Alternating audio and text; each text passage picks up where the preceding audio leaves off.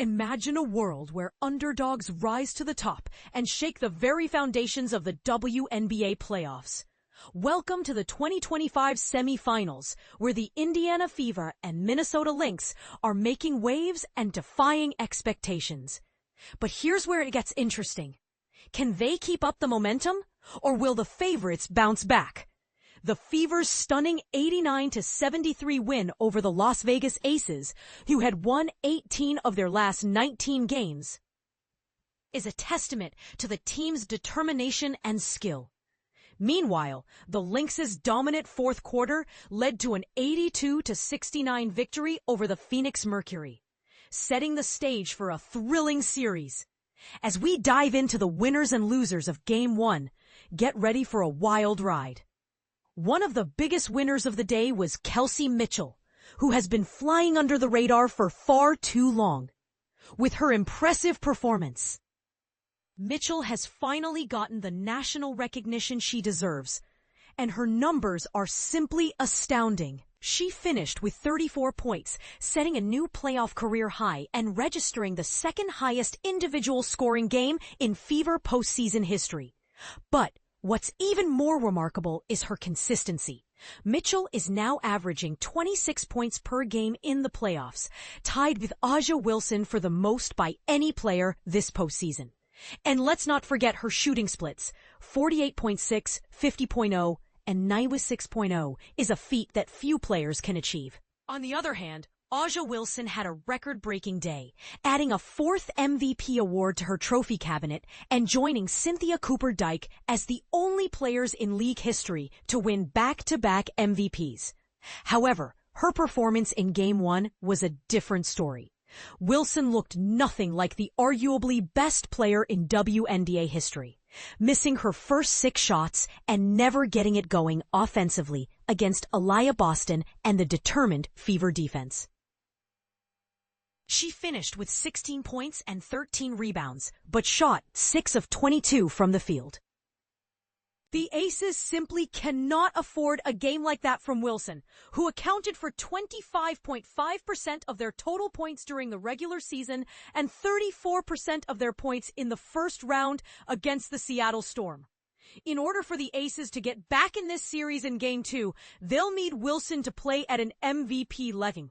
Another winner of the day was Courtney Williams, who's become a sensation this season. Her electric performance in the fourth quarter helped the Lynx outscore the Mercury 23-10 and secure a series-opening win. Williams had a couple of huge buckets in the middle of the frame to create some separation, then scored or assisted on the Lynx's final 9 points as they pulled away. She finished with 23 points, 8 rebounds, 7 assists, and 5 steals, becoming the 5th player in WNBA postseason history with a 20-point, 5-rebound, 5-assist, 5-steal effort. The Mercury's second-half offense, on the other hand, was a major loser. After a brilliant first half, they stopped insisting on their way to the basket and began settling for pull-up jumpers and step-back three-pointers. The Lynx deserve credit for raising their intensity on the defensive end, but the Mercury were far too willing to play into their hands. Compare their first half shot chart to their second half shot chart, and it's clear that they abandoned their effective strategy. In the second half, the Mercury managed only 22 points and shot 9 of 36 from the field, including 2 of 15 from three-point range. Kalea Copper and Sammy Whitcomb were the only players on the team to score more than 2 points after the break, and Copper needed 16 shots to do so. Last but not least, Maria Kliundikova was a surprise winner, helping change the game with her vital performance on both ends. After playing just 4 minutes in the first round of the playoffs, Kliundikova was given a chance in the final minute of the third quarter and made the most of it. She played nearly the entire fourth quarter and was plus 14 when she was on the court, with 4 points, 4 rebounds, and 2 steals. Don't be surprised if Cheryl Reeve goes to Kliundikova earlier in Game 2 to help combat the Mercury's physicality in the paint.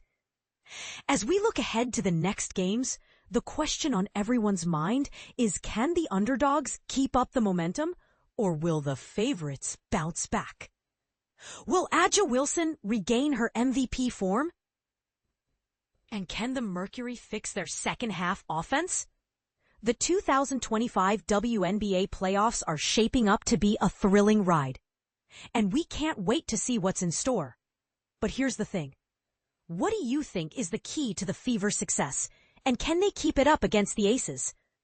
Do you think the Mercury can turn their offense around? Or will the Lynx's defense prove too strong? Let us know in the comments, and let's get the conversation started.